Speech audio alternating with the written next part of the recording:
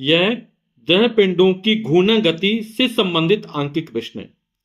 प्रश्न कह रहा है एक कार जो विरामावस्था में, विरामावस्था में मतलब इस कार का प्रारंभिक कोणीय वेग क्या है, 0। और प्रारंभिक कोणीय वेग किस लिखते हैं, ओमेगा 0 से लिखते हैं। ओमेगा 0 का मान कितना दे रहा, 0। और कोणीय वेग का मात्रा क्या होता है, रेडियन प्रति सेकंड। ठीक, 4 रेडियन प्रति सेकंड स्क्वायर के कोणीय त्वरण से त्वरित होती है। और कोणीय त्वरण किससे लिखते हैं, अल्फा से लिखते हैं। अल्फा का मान कितना दे रहा, 4 रेडियन प्रति सेकंड स्क्वायर। यह कितने समय में 800 चक्कर प्रति मिनट का कोणीय वेग प्राप्त कर लेगी। कितना कोणीय वेग प्राप्त कर रही है, 800 चक्कर प्रति मिनट का, है ना। आप लोग जानते हैं कि चक्कर प्रति सेकंड किसका मात्रक होता है, आवृत्ति का मात्रक होता है।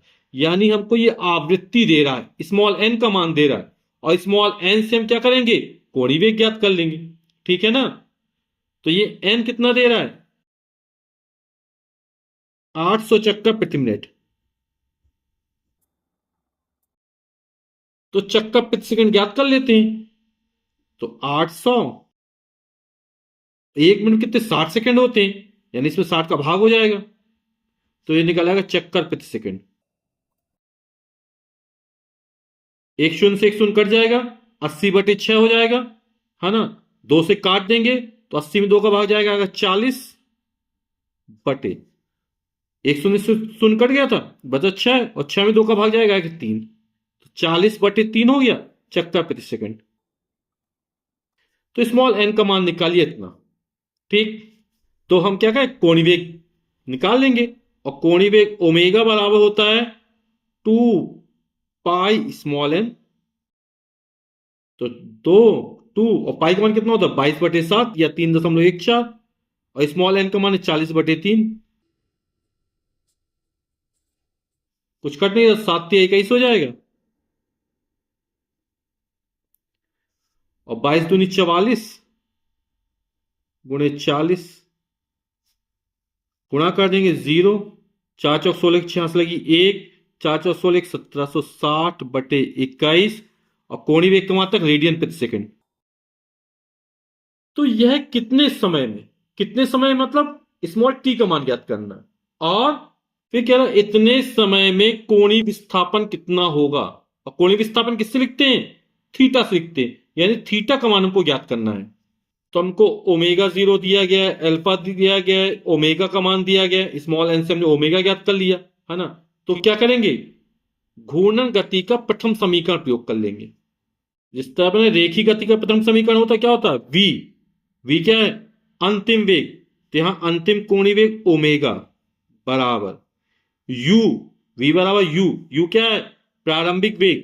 तो यहां प्रारंभिक कोणीय वेग ओमेगा 0 प्लस एटी, ए क्या, त्वरण, यहां कोणीय त्वरण अल्फा, और समय टी वही रहेगा। तो सबके मान रख देते हैं।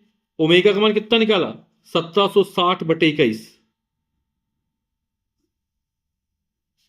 बराबर ओमेगा 0 का मान 0 है, प्लस अल्फा का मान कितना है, 4 रेडियन प्रति सेकंड स्क्वायर है, और स्मॉल टी इसका मान हमें ज्ञात करना है।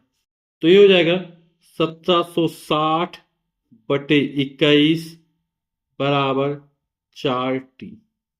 तो t का मान निकाल 4 बटे में चला जाएगा, तो स्मॉल t बराबर लिख देंगे 1760/21, ये बटे में 4 आ जाएगा। 4 का भाग देते हैं, 4 चौक 16, 17 1 बचा, 4 चौक 16, 440/21, 21 गुणा 21 441 होता है ना। तो ये लगभग 21 के आसपास निकलेगा।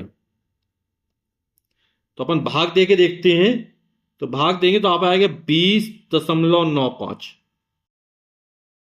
सेकेंड। और लगभग किसके बराबर है, 21 के बराबर है, तो इसको लिख दें लगभग 21 सेकेंड। तो स्मॉल टी का मान कितना निकला, 21 सेकेंड निकला है। ठीक, हमें क्या याद करना है, कोणीय विस्थापन ज्ञात करना है। तो घूर्णन गति का दूसरा समीकरण प्रयोग कर देंगे तो कोणीय विस्थापन निकल आएगा हमारा।